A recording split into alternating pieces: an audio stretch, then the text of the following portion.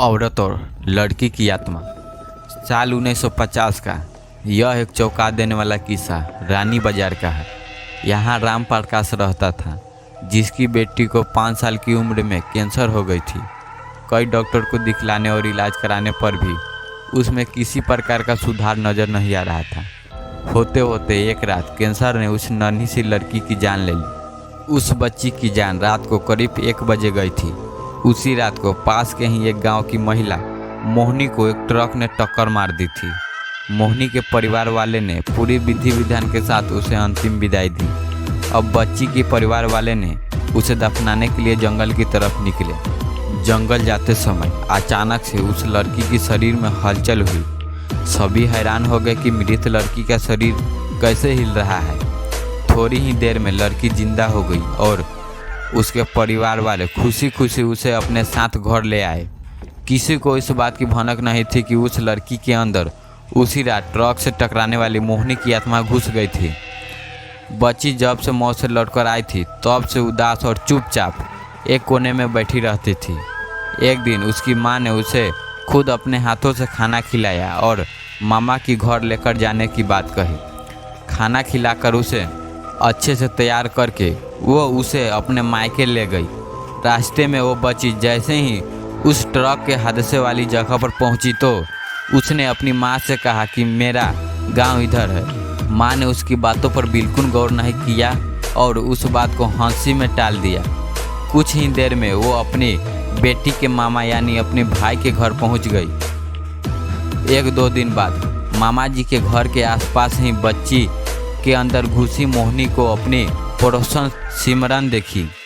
उसने जोर से उसे नाम से पुकारा। सिमरन ने पलट कर देखा तो एक छोटी सी बच्ची थी।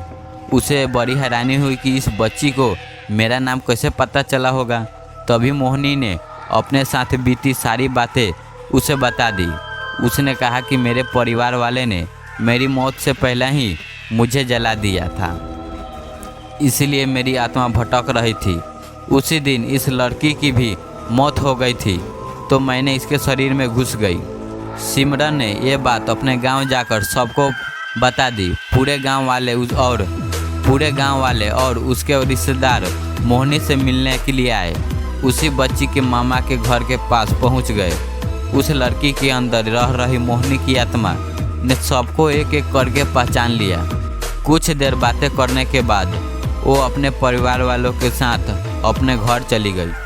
अब उस लड़की की माँ बच्ची को घर में न देखकर परेशान थी। जब उसे पता चला कि कुछ लोगों के साथ दूसरे गांव गई है तो वो उसे बुलाने के लिए चली गई। अपने परिवार वाले के साथ खुश मोहिनी ने वापस आने के लिए मना कर दिया। पास के ही लोगों ने उसे खूब समझाया कि तुम्हें अब दोनों परिवारों को साथ रहना चाहिए, इससे सभी लोगों को खुशी मिलेगी। तुम किसी एक परिवार को दुखी नहीं कर सकती। इस बात को सुनने के बाद लड़की के शरीर में रह रही मोहिनी की आत्मा अपनी माँ के साथ वापस आने के लिए राजी हो गई। अब वो दोनों परिवार वालों के साथ खुशी खुशी रहने लगी थी। तो दोस्तों, इस कहानी से सीख मिलती है कि जल्दबाजी में किया गया कार्य अधूरा रह जाता है, इसलिए कोई भी कार्य करने से पहले अच्छे से देख पड़ताल कर लेनी चाहिए। तो दोस्तों, आज का हमारा यह हॉरर स्टोरी अगर आपको अच्छी लगी है तो वीडियो को लाइक कर दीजिए और चैनल पर नए हो तो चैनल को भी सब्सक्राइब कर दीजिए, ताकि हम जब भी ऐसे हॉरर स्टोरी अपलोड करें तो उसका नोटिफिकेशन सबसे पहले आप तक पहुँचे।